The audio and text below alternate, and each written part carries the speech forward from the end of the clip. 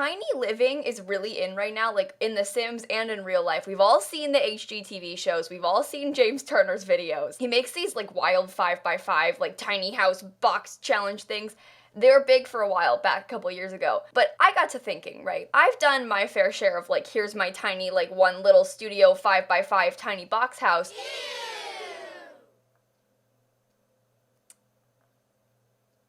But how small can I make like a full-on family home in The Sims? If I wanted to have a 4-bedroom house, how small can that actually be and still be functional? And so I made some cool restrictions for myself. 20,000 simoleons, has to be 4 bedrooms, 2 bathrooms. The bedrooms can't be smaller than 4x3 because like I don't want to put my kids in closets, okay? My sister has built houses on my channel where she makes baby closets. Not me. I'm not stuffing babies in closets, okay?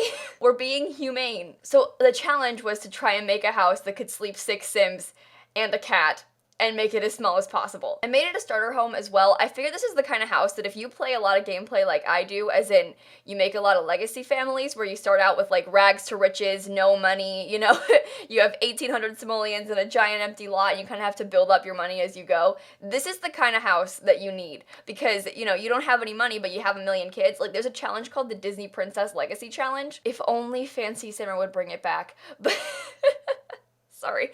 Vixella used to be Fancy Simmer and I was obsessed with her Disney Princess Legacy Challenge like 4 years ago. I was so into it. But anyway, this challenge, the first generation, is like Snow White themed. So you have to have 7 kids like that are the 7 dwarves, you know? And this challenge is so hard because you have no money, you have to have 7 kids in the first generation, but you don't even have a house, and you're just popping out babies left and right.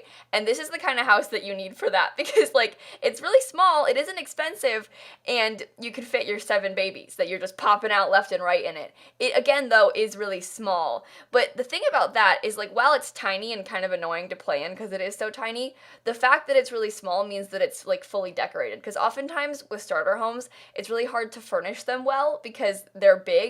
And so when you have this small budget, you can't like fill up the rooms. But with this house, it's teeny tiny, so you can put as much stuff in it as you want. I got to like fully decorate things. I have a million skill building objects. Like I put like all kinds of items that you need to use for various things. Like we've got a chess table, we've got a easel, we have a violin, there's that little like postcard collecty thingy, there's a fishbowl, like there's all kinds of random items you might need for skill building. Like your kids all have toys and bookcases and stuff like that. There's a computer and a TV. Like I was able to fit in all kinds of stuff that like usually you just can't have in starter homes because you just don't have any money because you're spending all of it on walls.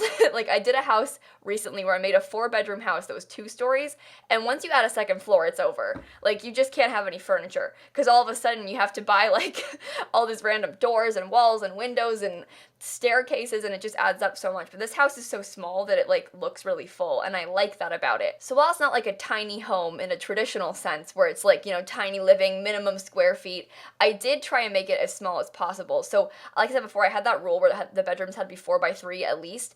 I also try to like minimize hallway space and use like everything to my advantage. The living space is really tiny, and don't worry, it is functional. I had my sim play test it because I wasn't going to try and, you know, have us not be able to use the dining room. But you'll see me kind of fiddling with walls a bunch. I actually changed it around a little bit to try and like get the best looking exterior, but also like the most functional, best floor plan for the size of the house. And I wanted to have a dining table that could seat 6 Sims because we do have 6 Sims living here, and I wanted to have a 6-seating dining table so they could all sit together. But there isn't, I actually didn't put a high chair for the toddler. They don't deserve it. They don't need it. Honestly, high chairs are just annoying in The Sims. Like, because your toddlers can eat on the floor. You could just, like, put some food out and then you just, like, put some food out for them, you know? Put the food on the floor for them and they'll eat it. But, like, putting them in a high chair, you have to put it in there and then take it out of the high chair and blah, blah, blah. It's just... we don't have time for that, okay? I have been, like, baby challenge trained. I play a lot of the 100 baby challenge, and in that challenge, we don't have time for high chairs, okay? We feed kids on the floor. You just throw food at them and just let them go, you know? And so I never put high chairs in my builds anymore because I can't deal with it, okay? I can't deal with toddlers. I've been scarred.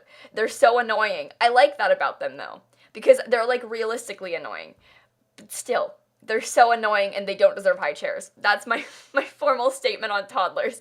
They don't deserve good things, all right? The rest of my Sims, however, do deserve good things.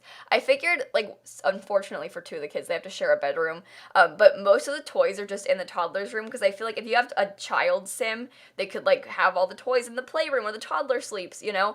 And then, that way I could fit things like an easel and a desk and stuff like that in other places, because there is space for all the skill-building items you need. And there's a fireplace. I, like, went all out with this stuff. I wanted to have a fireplace so badly.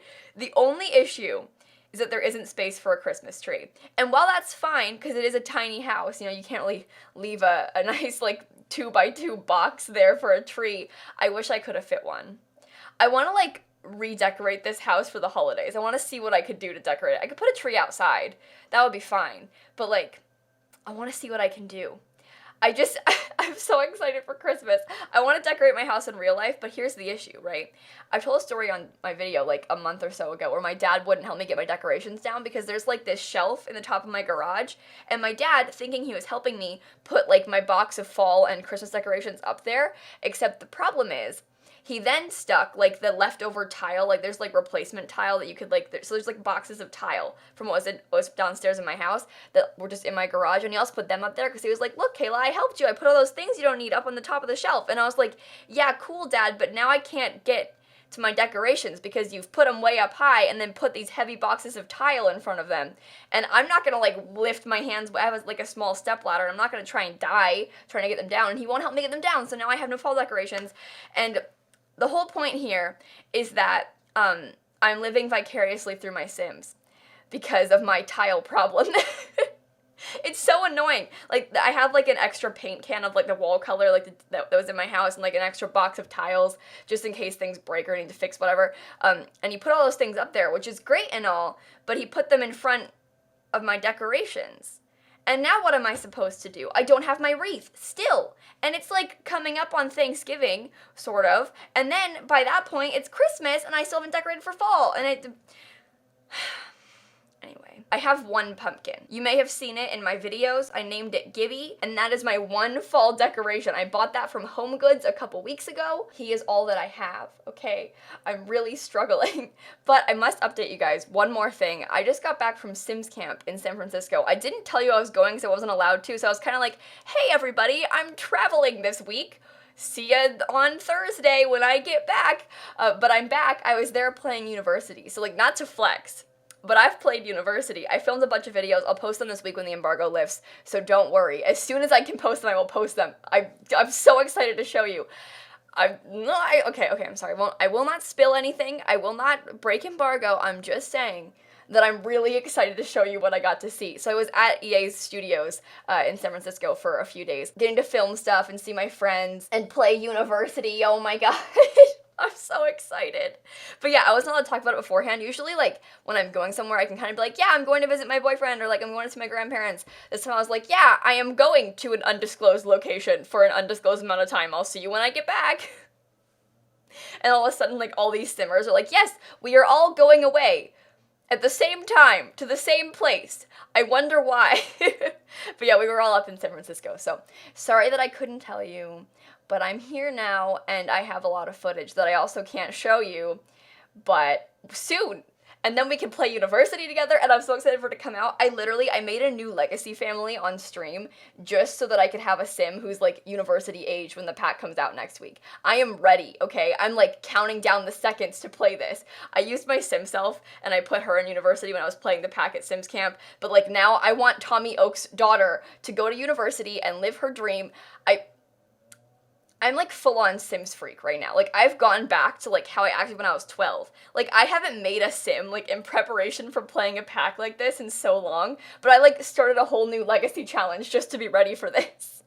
That's how excited I am. I hope that you are, too. Guys, in the comments, can we talk about University? Can we, like, share some excitement? Also, can you try this challenge, too? I want to see if I could do better, because I feel like if we made the bedrooms 3x3, you could probably make an even smaller house, obviously, but, like, I wanted to at least have some space for my children, but I'd love to see you guys try and do this. Make the smallest 4-bedroom house possible. Whatever that means. But on that note, I'm gonna go ahead and cut off right here. I hope that you enjoyed the video. Please make sure to leave a like and comment and subscribe and do all those fun YouTube things. And in case you guys didn't know, I post videos every single day, and so I will see you all tomorrow. Bye, everybody. I get early access to university, and I still feel like I'm gonna die waiting for it. I need it. It's so hard to play it and then come back to not having it. It's like, how do I live like this with this pleb game, this university-less horrible game? Just a few more days, you guys. We're almost there.